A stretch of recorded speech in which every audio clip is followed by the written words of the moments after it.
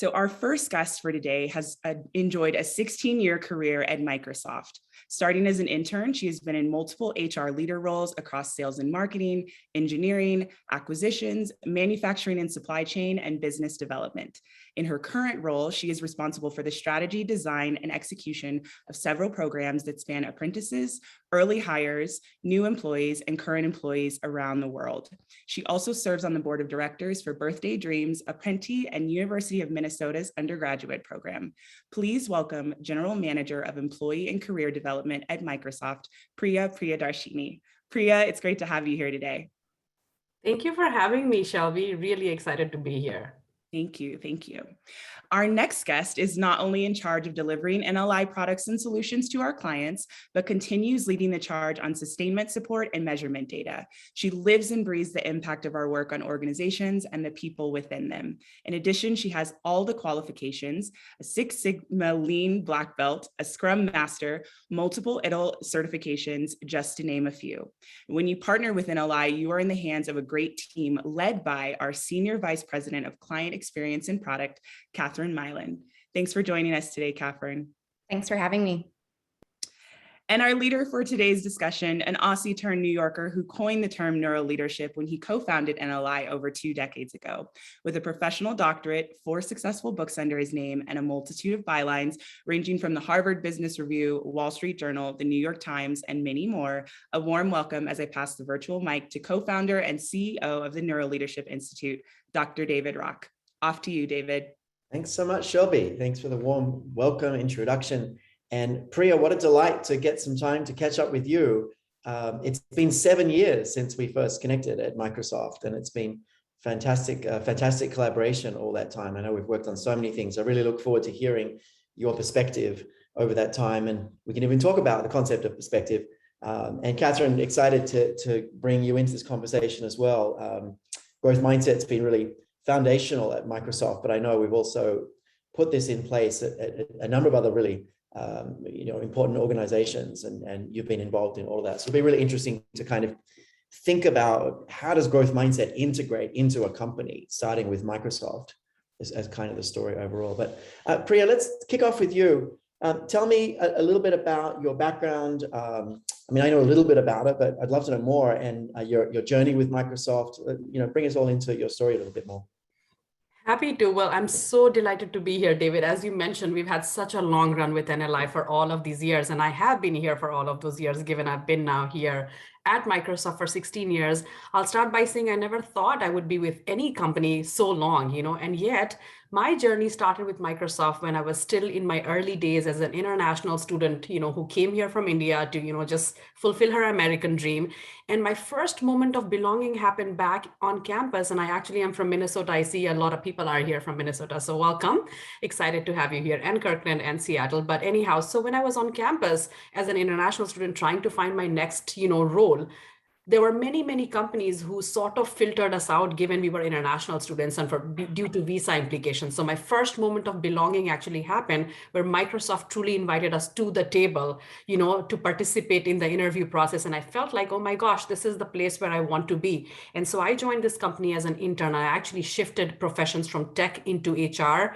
16 years later, here I am in this time frame, as Shelby was sharing earlier.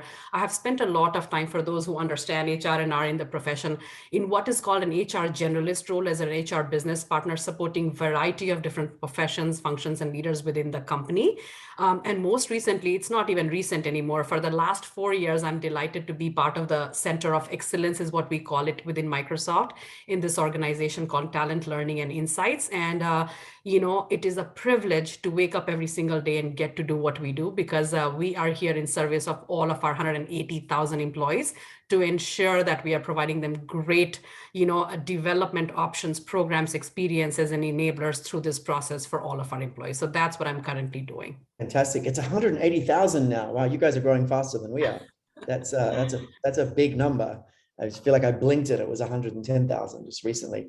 But you've got such an amazing role where you're overseeing like just how to develop people, and obviously growth mindset is such a foundational philosophy and kind of schema and set of principles to come from if you're developing folks. I know Satya was the CEO, Satya Nadella, was super passionate about growth mindset from day one when he came in. But can you tell me, like, from your perspective, how do you define growth mindset? What's your definition that you use, maybe personally or at the organization? How do you define it?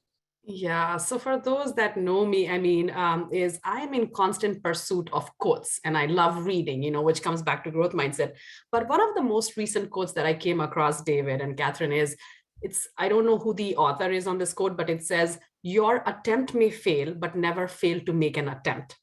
And to me, it really summarizes what growth mindset is truly all about. As a mother of a 9-year-old, because as many of you know, growth mindset started by Carol Dweck, who was really looking into, children and their psyche and, how parents interact with them, how school teachers interact with them. But to me, this idea is, first of all, I believe that growth mindset is non-binary. It doesn't mean that you either have growth mindset or you have a fixed mindset. It's a continuum.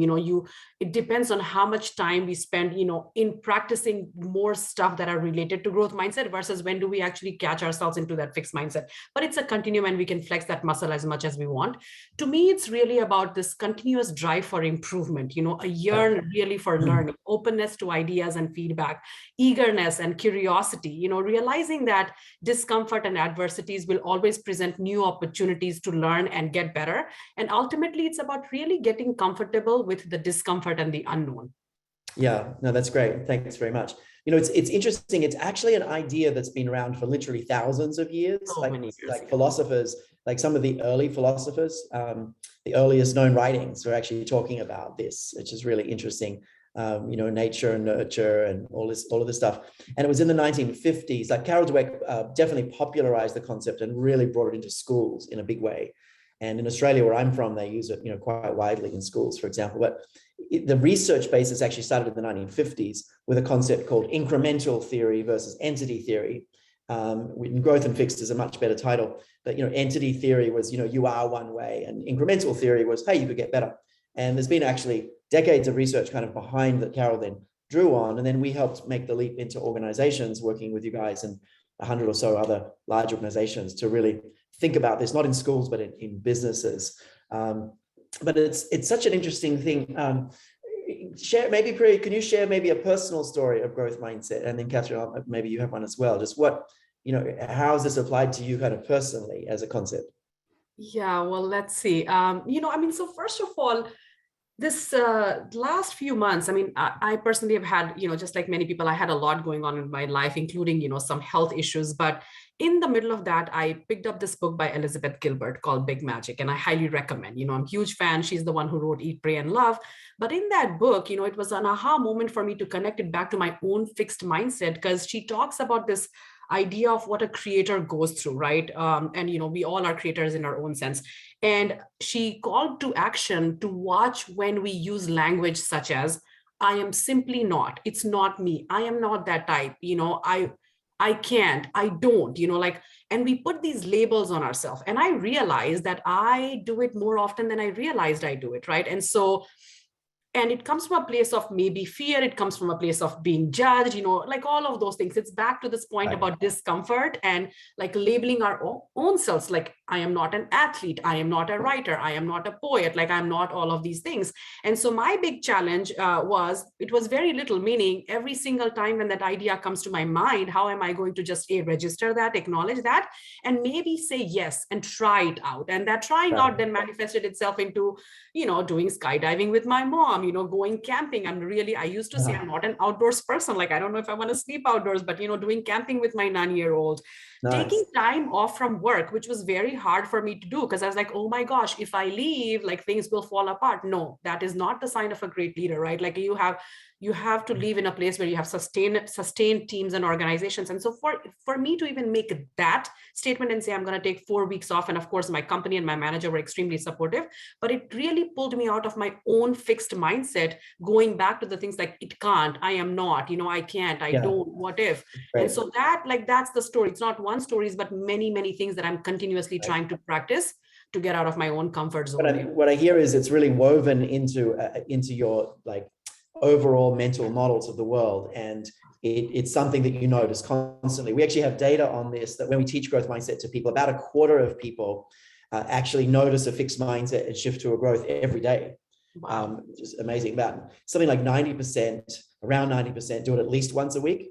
But about a quarter of people every day notice something and shift. And the most common way they do that is the adding yet concept. Yes. Before we worked with you guys, we rolled this out across Intel, the chip makers, and we taught 100,000 people at the time to add yet in the same month. It was so fascinating watching the impact of that. But I think one of the interesting things with growth mindset is it's very it's not domain specific. You can have different mindsets in completely different domains. And it can be quite surprising. And I think having this overarching ability to notice and shift your mindset day to day is really kind of the power tool. It sounds like you've embedded that. Catherine, what about for you, a personal story, kind of what is mindset? Then I'll dig a little into the science of kind of what it is from a scientific perspective. But can you give us an example of what it is for you? Yeah. And I think that, speaking of the science, for me, when I think about my biggest moment of growth mindset, it was actually when I joined NLI. So I was coming from a place where, I was the expert. I was a product manager. I knew how everything worked. I knew the way to tell people to structure their implementations and the way that they were deploying these products. And unlike many people at NLI, I don't have a psychology background. I'm not a neuroscientist, right? Even though I play one on the TV. So, I didn't have that coming in, and it was really difficult for me to come from that place of being an expert, feeling like I know this, and I'm confident, to a situation where, it was embarrassing, but internally when I came in, Microsoft was one of the first clients that I was working with, and I would get the models confused and the science, confused coming in. And I really had to, give myself a little bit of grace, give myself some time, and really focus on learning from others and valuing the progress that I was making, looking at where I was when I started and how much did I know about the brain, then how much did I know about the science of behavior change then versus, where I was after 3, 6, 9 months here. And I think that that's, something that a lot of people experience in their lives, right? Moving from whether it's, a job or, a new activity that you're taking up, that it's really easy to feel like you want to quit because it's difficult, and having to learn to, like Priya said, embrace that discomfort and find a way to focus on, moving ahead in those small steps and understanding that where you are today is not going to be where you are tomorrow. Yeah, no, that's great. Thanks, Catherine. I'll just give you, for particularly people who are new to the concept, I'll give you a little bit of the science as we see it. And we've been in this space, I think 2013, we started researching this and we started working with organizations on this. And we published still the only paper on organizational growth mindset and what it really means and all the studies around it. So we've been, we're probably the leading organization in this space. We haven't formally looked at it, but certainly top 3. But we have a perspective on what it is. And fundamentally, there's a schema or sort of an organizing principle in the brain around any task. And the task could be, playing piano, or could be divided more into, reading, playing classical music versus playing jazz. But it's quite kind of domain specific. And essentially we go into an activity or we activate an idea of a person or a project or a client or an activity. So, within every kind of interaction we have with the world, we have this underpinning schema of this is something I'm innately good at, and I'll probably get better if I focus, right? Or this is something I'm not innately good at. Like this is something it's just not really me. And the sort of, not good at obviously is fixed mindset. What's really, really interesting, there's been a lot of different neuroscience studies of kind of priming people for these 2 beliefs, setting people up in different computer tasks and priming them to believe that they, will get better or they won't. What you see is that when you have this fixed mindset, that you're not innately good at something or you won't get much better, people don't pay as much attention, they make cognitive errors, feedback actually is really stressful, they don't really learn from it, they just get more frustrated, they don't set big goals like stretch goals, and in fact, if you show someone with a fixed mindset a positive role model, they become less confident in themselves. If you think you're no good at cooking, aside from being a terrible pandemic partner, you basically will become worse if you watch some TV shows, teaching you how to cook. You'd be like, oh, I can never do that. Great. So if you have this concept that you're not innately good, then things like feedback, classes, mentoring, everything just doesn't do anything. In fact, makes you feel maybe worse. And this has been studied in leadership. Even people with a fixed mindset about leadership become less confident when they see effective leaders. So it's really upstream or at the foundation of anything with learning. And I really like the way Microsoft framed this as kind of underneath everything that they do, because essentially it is underneath everything that you do, and it affects the way your brain processes moment to moment at the level of attention you.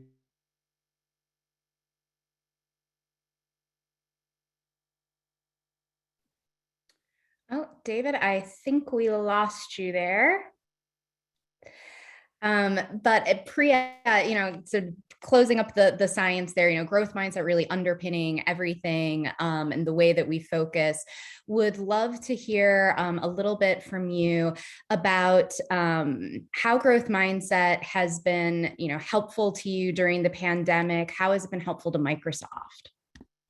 Thank you, Catherine, and I hope David comes back here at some point. But yeah, that's such a great question, Catherine. I mean, I can go on and on about this topic because, of course, we've been experiencing this for the last, growth mindset is not a new concept for Microsoft. Really, it started when Satya joined the company. Welcome back, David. We are just talking about how we are practicing growth mindset at Microsoft and how it has manifested in the time of the pandemic.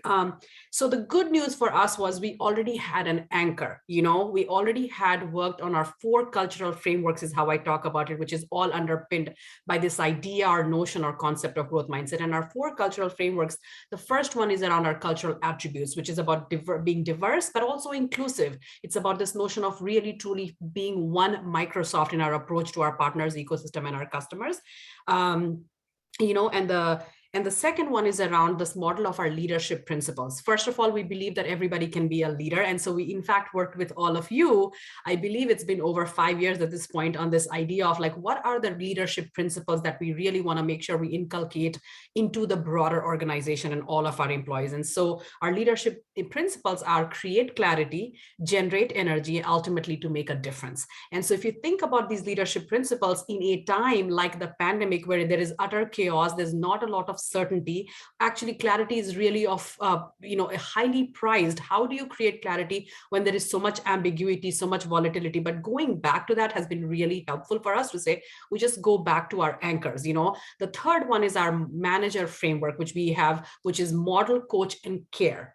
And of course, model and coach comes more naturally to us. But if you really think about care and, exhibiting that from a growth mindset perspective, really in these times, the thing that has really led us through, led our managers to work with our employees is this deep sense of care and deep sense of empathy. But again, it's all grounded in growth mindset because you have to get curious. Coaching is all about not having the answers, but getting really curious about what your employees need. And so this, and then ultimately our values around respect, integrity, and accountability. So of course, we all went back to our homes with our laptops and, the business must go on, the show must go on. And so it required a deep level of respect and empathy for each one of us, a level of accountability back to the mission and the work that we do together, and a high sense of integrity. So the good news is we already had our cultural frameworks really defined for us. And, it's easier said than done, but we had an anchoring point to go back to that as we think about how all of this is grounded in growth mindset to really lead us through. And, the last thing I would say is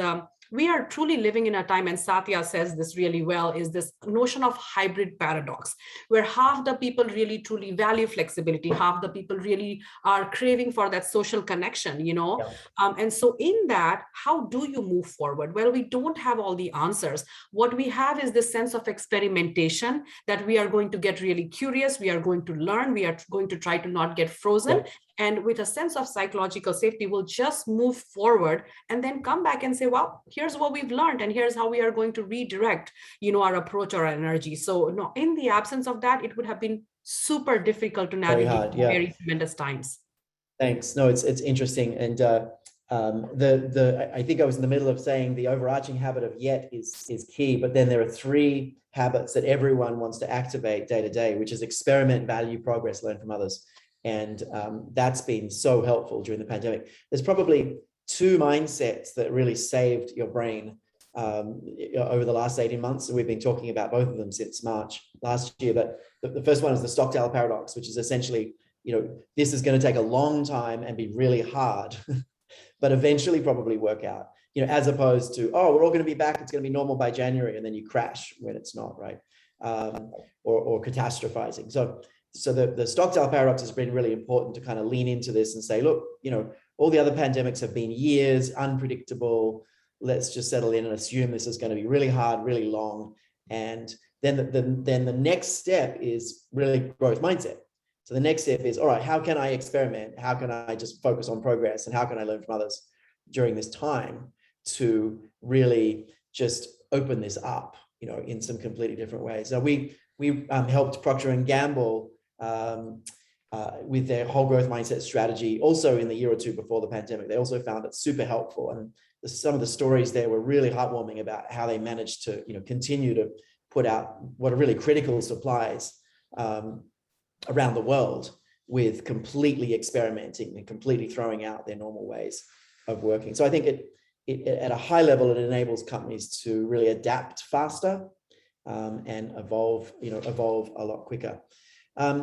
Tell me, let's talk a little bit about kind of philosophically, Priya. So without going sort of into the programmatic side, but philosophically, like, what does Microsoft do differently than, say, before they adopted growth mindset? Looking maybe over a 5 to 10 year cycle, how has growth mindset affected the talent practices at a high level there? What are some of the things that you guys have done? We think in terms of priorities, habits, and systems. And Satch has clearly made this a priority from day one. We've helped you guys with the habits based on our work.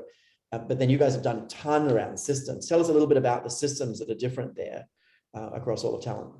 Yeah, such a deep question there, David. And I'm thinking about what can I bring to this audience today.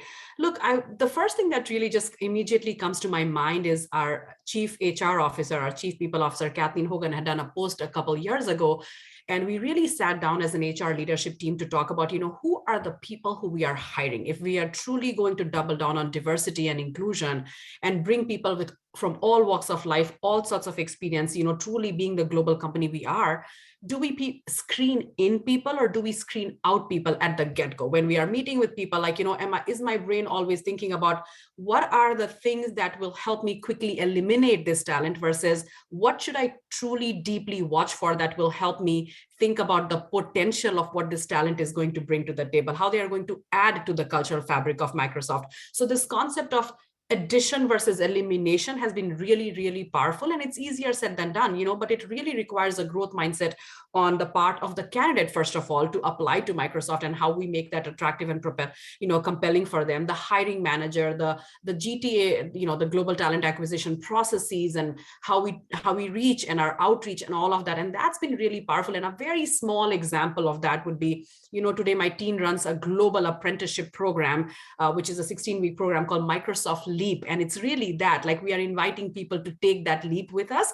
And we have people from all walks of life, returning moms who used to work in a completely different industry. And for them, it's about, like, how do people have to confront their own fixed mindsets that I don't have a computer science degree. Microsoft, my gosh, it's a software company, it's a tech company, do I even belong? And so that whole notion in itself requires so much around growth mindset for all, parties involved. So that's just one.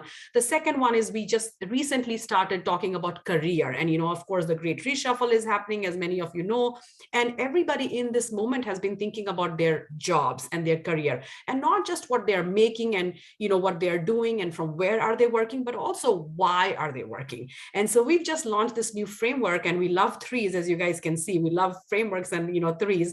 Is this idea of, like, your career is deeply contextual and fluid, and we talk about career as discover, connect, and ultimately grow. And so in that, what you see is it's very fluid, it's very dynamic. People can take it wherever they want, rather than giving them a destination A to a B map. What we are giving them is a compass of how to go about that. And in the compass, it's all about exploration and how you go, about your own career through discovery, through connection, getting different inputs and perspectives. And when I talk about perspectives, the last thing I would say is we've done so much work with you, David and team, around perspectives. This idea of feedback is not given to you, but how feedback is a gift. And if you truly really exhibit growth mindset, you will seek for that feedback. You will actually ask and invite.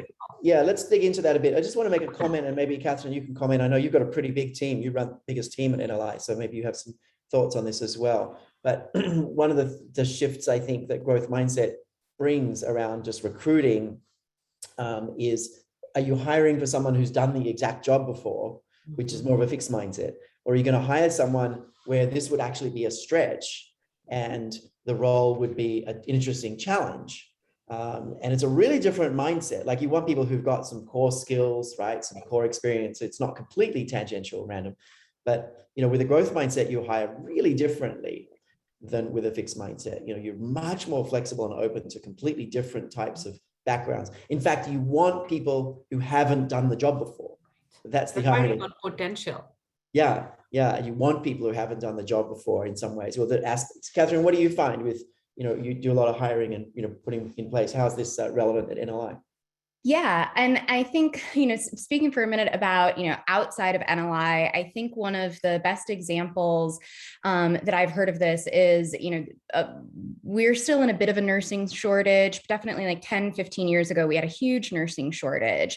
And a lot of work was done and to identify people who, outside of the, you know, core candidates that you would look to bring into the nursing field, who could they bring in? And really having that growth mindset. And what they ended up finding out was mechanics. Mechanics were some of the best people that you could bring into the nursing profession because they thought about things in the same way that nurses did. They thought about triage, you know, what's most important to your car, what's most important to fixing a person, right?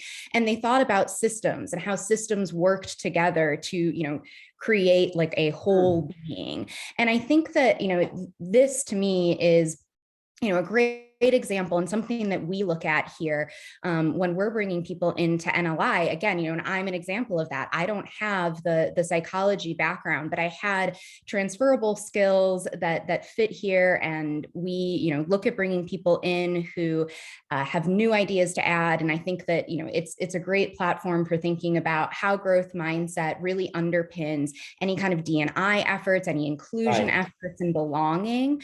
And that's something that we see a lot of our clients having that, you know, aha moment now of it's really important to start with growth mindset if you want your D&I initiatives to be successful, because it gives people that foundation. And at Microsoft, I think, you know, one thing that Priya and I have talked about before is growth mindset being that, you know, red thread or golden thread pulling through all of their programs.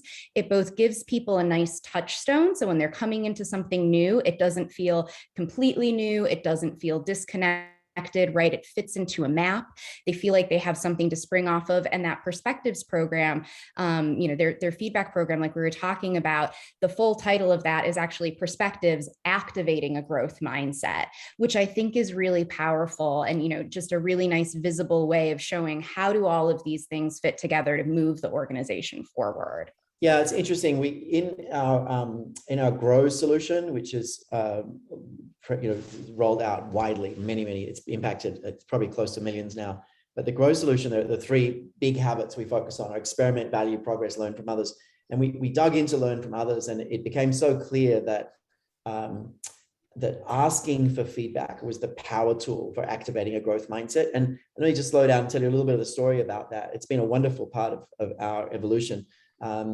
We were actually asked by Microsoft, I guess 6 years ago now, some time ago, like, can you help us fix the feedback problem? Because there's such a huge gap between, you know, how the quality of feedback people receive and what they want. And it was fascinating. We dug into the research, and Microsoft funded the research, and we you know, the goal was to develop a framework that would be transformational around feedback. And we worked on this for almost a year with a whole team of cognitive scientists and diving into the literature and all this stuff. And what we found was there was actually no way to fix feedback. The basic mechanism of feedback is, you know, one person giving it to another. And the act of doing that radically shrinks people's resources for processing the feedback. And it turns out processing feedback requires a lot of resources, cognitive resources. Like, when feedback works, people are able to hold one idea in mind, another idea in mind, compare them, choose the best one, and plan to act on it. That's incredibly complicated. And if your brain is feeling like attacked, if you're feeling like defensive and someone's attacking you, none of that happens. Your attention goes to deflecting. So we realized the very act of giving feedback reduce the cognitive resources that you needed for feedback. And the only fix was to actually create a culture of asking for feedback. And we actually did some research in an organization on this with a real scientific team. We sent in, took about 6 months, and we actually studied what happened when people give and receive feedback, asked or unasked. And the cliff note, we've written 2 whole papers on this if you're interested, but the cliff note on this is it halves the stress level for both giver and receiver when someone asks. And that's quite important because the giver often is more stressed than the receiver, and so does it really badly, right? And so we ended up kind of weaving that into a framework and developing it into a solution called perspectives rather than feedback itself. And so at Microsoft, people ask for perspective. And it's a really important distinction. You're not giving feedback, you're asking for perspective constantly. So Priya, what was your experience with the perspectives program? Bring that to life a little bit for us. Yeah, well, I mean, you both have done such a great job of capturing that. I mean, I personally just love the idea of you're inviting people. Like we say that feedback is a gift, but do we truly mean that? But when I get an email from somebody saying, hey, Priya, I've partnered with you and I truly value your perspective, that in its sense means the person is curious, they are eager to learn, they're eager to improve upon whatever that looks like. There's a lot of retrospection and curiosity. And so just this idea of inviting, to your point, versus like, I don't know who's providing feedback on me, that raises threat levels. There is uncertainty. I mean, it just does all sorts of like bad things to the brain. And so that in itself really minimizes the threat level. It actually seems more like an invitation versus an intervention. And then the other thing I really love about our perspectives tool right now is, in the past, if somebody provided feedback to me, it would first go to my manager and they would decide how they want to share that feedback with me. And now it's transparent. If somebody has to provide some feedback to me, the process has become so transparent that I directly get that feedback. Because again, like it just goes to these biases that we have on our own fixed mindset that we have to intervene in some way, and we don't feel like the employee can receive the feedback directly. So the transparency piece on this also, I really, really like. The invitation and the transparency is really a game changer. Right. Catherine, what do you find? I know when we put this in place, it's been really powerful. I mean, you and I have a one-on-one every few months where I literally ask you for feedback. I'm always terrified. I've always done a few things wrong that I need to work on. But I know, just speaking personally, we didn't prepare this earlier. I find it really, really helpful to, just keeping really good open channels between you and I. And I think it enables us to keep things really, in a towards state and focus. But, what do you find with asking for feedback as an aspect of growth mindset?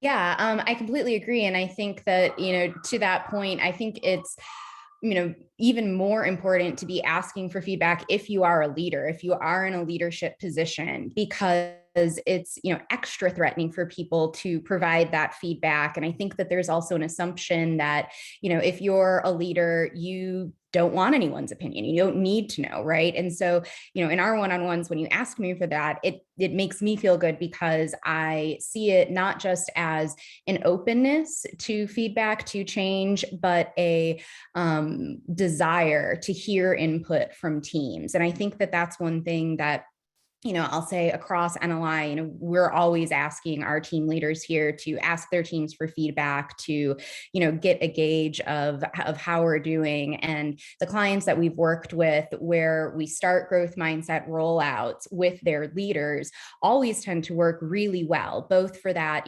asking for feedback component and for the experimentation, the willingness to take risks, right? And demonstrate that as a leader, you're willing to fail forward and make that a safe place for your team.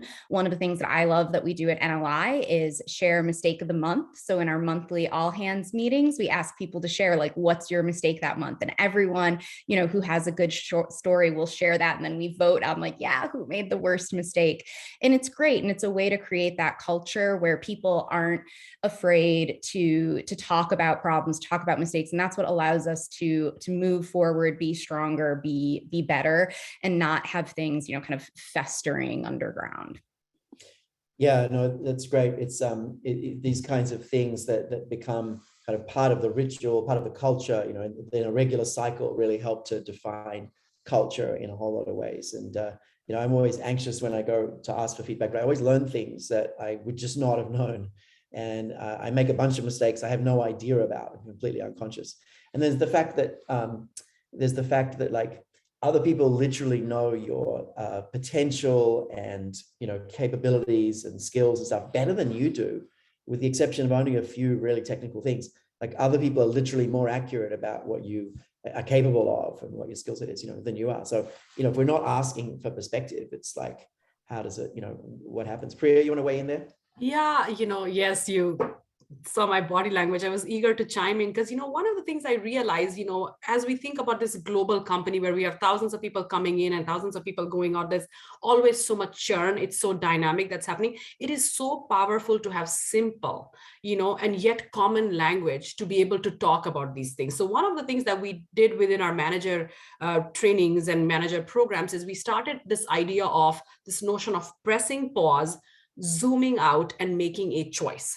Meaning, and that is all about like catching yourself in the moment, catching yourself in your fixed mindset moment where you're making assumptions, where you have biases that you may not know. You're quickly rushing to a decision, a conclusion, etc., to say, hey, can we as a team ensure all voices are heard? And to me, it's all going back to being curious, being a learner, challenging your own ideas and thoughts. And maybe they are not the right ones, to your point, David, right? It's like, can we just press pause? And it's so simple, right? And it just automatically allows for that to happen. You can take a deep breath. It really shifts the energy in the room. You can include the people who are very quiet, the voices who are not heard, like, press pause, zoom out, like really, let's take a step away. Let's break for them if the conversation is getting intense or it's not going in the way it should. And then let's make some choices. We always have more power than we think. And, between a stimulus, there is always space for a response. So let's make that choice. And so I have seen us use that language in so many scenarios. Sometimes we are going after complex, hairy problems. We don't know the answer. The team is going in a different direction. And just somebody bringing up that common language saying, can we just press pause? What have we learned? Let's make, zoom out.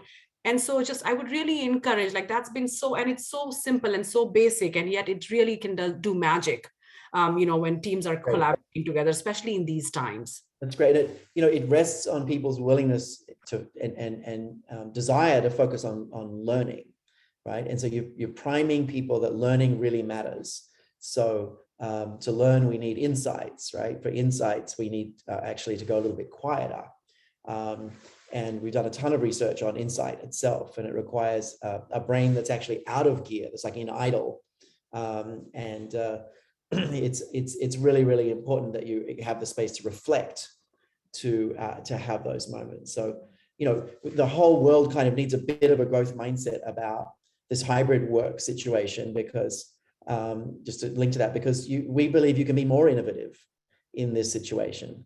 And we see there's a number of organizations have really embraced this sort of hybrid challenge and said, we could all be back at home in 2 days notice for another 6 months. So why don't we get good at, working on platforms, whether it's Teams or Zoom or whatever, like, why don't we get really good at this stuff and stop saying, hey, it's not innovative, it's not the same. We're going to stop comparing to what it was and focus on the upsides of platforms. And it turns out when you have a growth mindset about platforms like Zoom and Teams, is all these things open up. You start experimenting, you start valuing progress.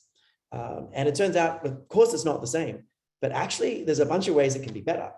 And if you focus on those upsides, you end up actually having shorter, better meetings. And it's interesting. I mean, at NLI, we kind of discovered by accident that we would do better work on platforms, like iteratively over time with a client, than turning up.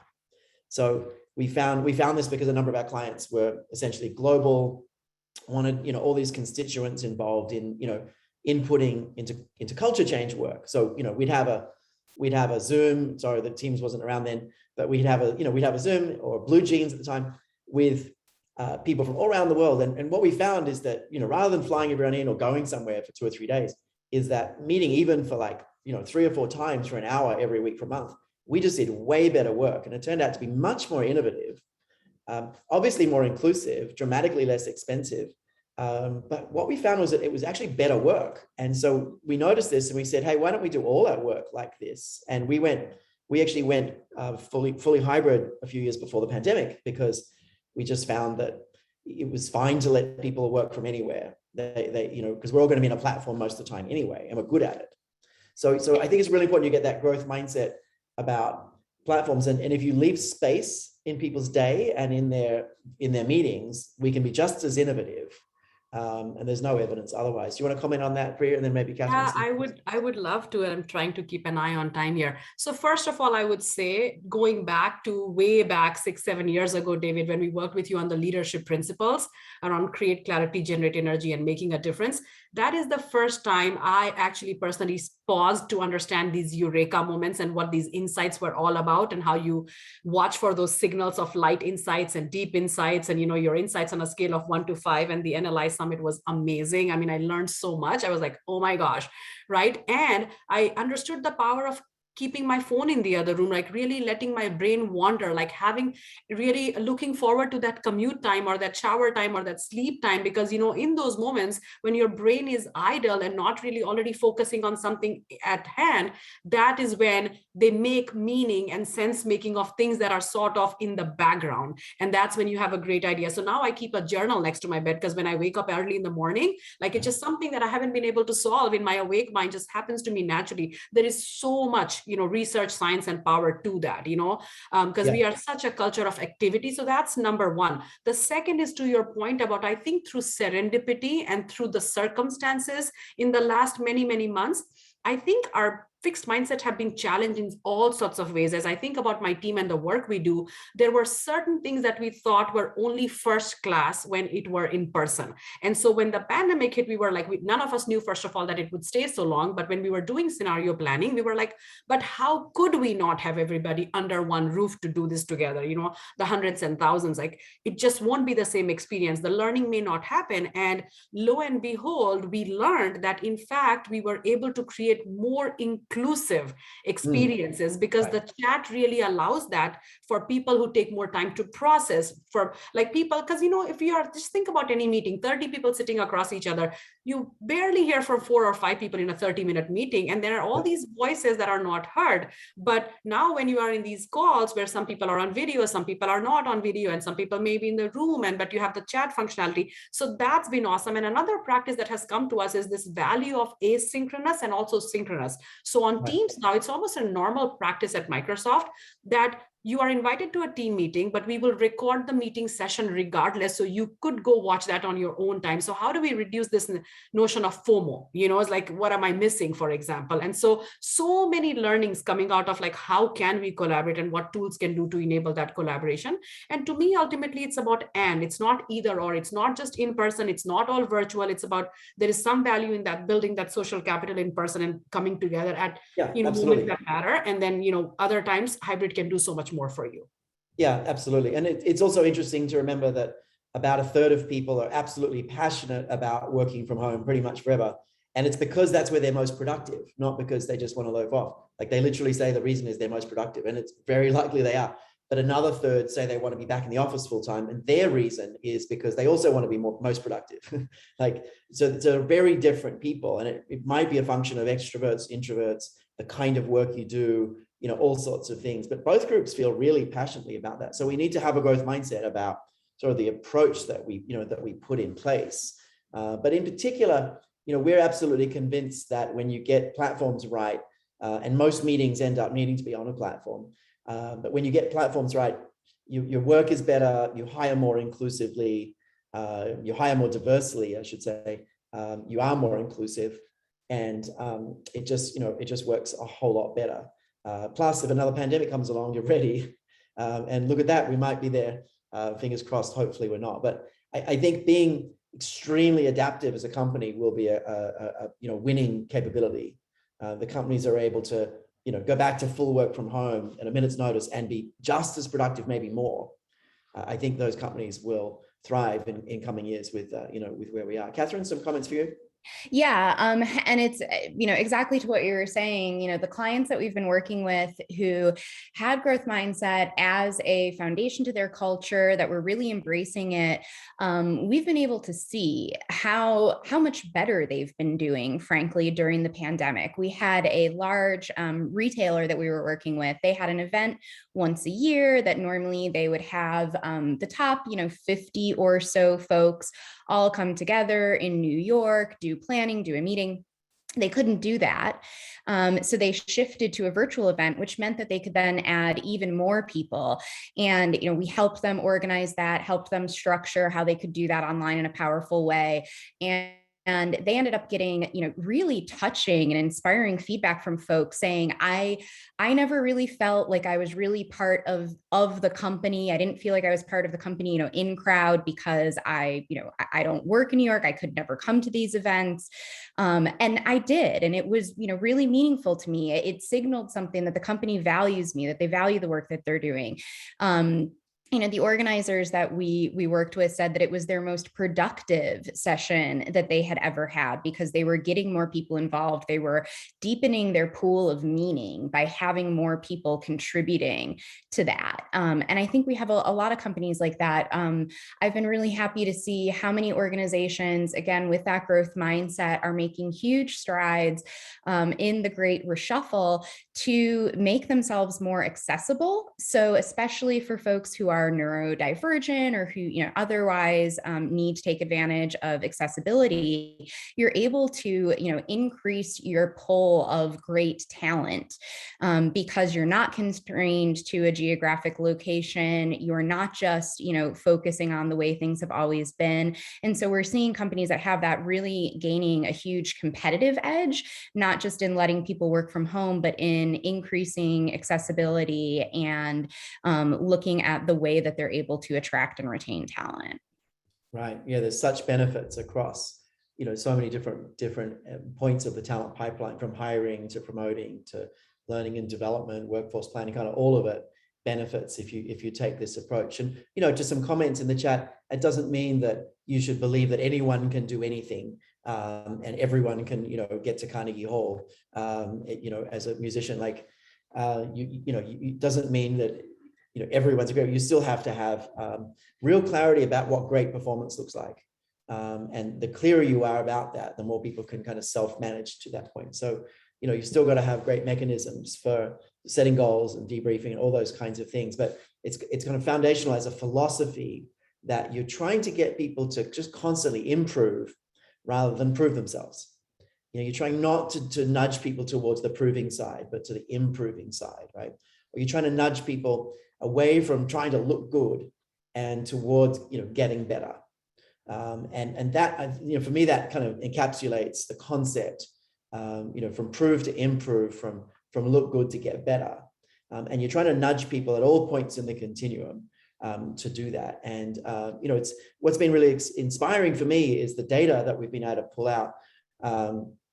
And I think we just did an average. Catherine, did you see that data? I saw it. Maybe you can share it. But we just did an update on some of our data from many, many different solutions. Do you want to share that, Catherine, and give a little bit of context on what it is? Yeah, so our GROW program, which is our growth mindset solution, those habits that you discussed earlier, experiment, learn from others, value progress.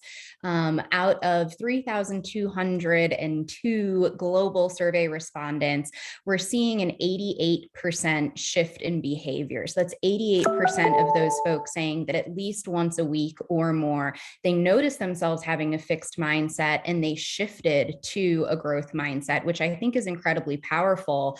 We're also hearing a lot of positive feedback. 86% of those folks saying that they've talked to colleagues in the past week about growth mindset. Right. And, looking at effectiveness, 98% of people saying that they think the strategies from that program will make them more effective in their role, which is incredible. I mean, really powerful information we're seeing there. Well, that's great data. And I know we've been able to carve that in some really interesting ways, like look at the difference on those percentages when the top team gets a briefing before you roll it out to the whole business. And, what happens when you add different kinds of measurements. So we've been able to really dig into that and, learn about the process. So I don't have the number in my head, but I should have known that coming in here. But there's been some really exciting partnerships with General Mills and Becton Dickinson and Procter & Gamble, as well as Microsoft and many, many others. And I think they're all benefiting from having just a clear, sticky framework that's supported by, really solid science, but then is really changing habits day to day. And ultimately, that's the purpose of the work we do is we want people to build new habits. And it's just been inspiring how much this one sticks. This one really, really sticks, and it sticks a long time later. We're now going back to clients and collecting data 6 months after and a year after. This is one of those habits that really, really sticks, and people are still doing this 6 and 12 months later, and we'll share some more data on that. I want to do a couple of quick announcements before we wrap up. Speaking of, in the spirit of growth mindset, actually, and Priya, stay on with us for a minute because I'll have some give you a moment for closing thoughts. But we as an organization at NLI, we are constantly challenging ourselves and constantly experimenting in all sorts of ways. And one of the things that we're super passionate about is our annual summit. And we've run that every year, at least once, if not 3 times, since 2007, literally. And this was the first year we actually decided not to run it in 2021. And it was very difficult to make that decision, but we had such a growth period last year, and we just didn't have the team, the people, but mostly we felt that like come November this year, no one was going to be sort of ready for like really big new ideas. And we ended up being quite prescient about that. People are really exhausted at this point. But what we decided to do was go back to what we did in 2020 and run a virtual conference again, but make this one even more incredible. And I know we had a couple thousand people dial into our virtual summit in 2020. We've decided to do a virtual one again, and we're literally just opening tickets today. I think my team, Shelby and others, have got a code you can put in if you want to kind of get straight into that event. But we decided to run a completely virtual summit, and by Christmas make a decision as to whether we have some in parallel local sites, but that's probably looking unlikely at the moment. But we're running an amazing virtual summit.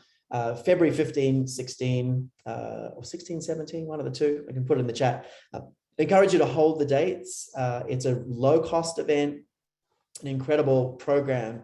The theme is Adapt Faster. And we're actually going to have a whole series of growth mindset case studies there from a number of different organizations as one of the tracks. We have a From the Field track where you're sort of learning the case studies of what's going on now. From the Lab track where you're hearing what's really new in the science, and a Breakthroughs track of what's really big at the moment. So we're going to be tackling some big things, but Adapt Faster is the overarching theme. We're going to be looking at the concept of regenerative practices, not just sustainable, but regenerative. We're going to be looking much deeper into DEI, of course, including allyship, and also thinking a lot more about empathy and how to get that right and get the language right and the concept right for that. So that's coming up. And thanks to the team at NLI behind the scenes working really hard on pulling that together. But just wanted to make that announcement. The team can put it in the chat. You can see the link and you can see a little bit of the program. You'll see a really rich program in about another 2 weeks, but we're opening it up for registration now.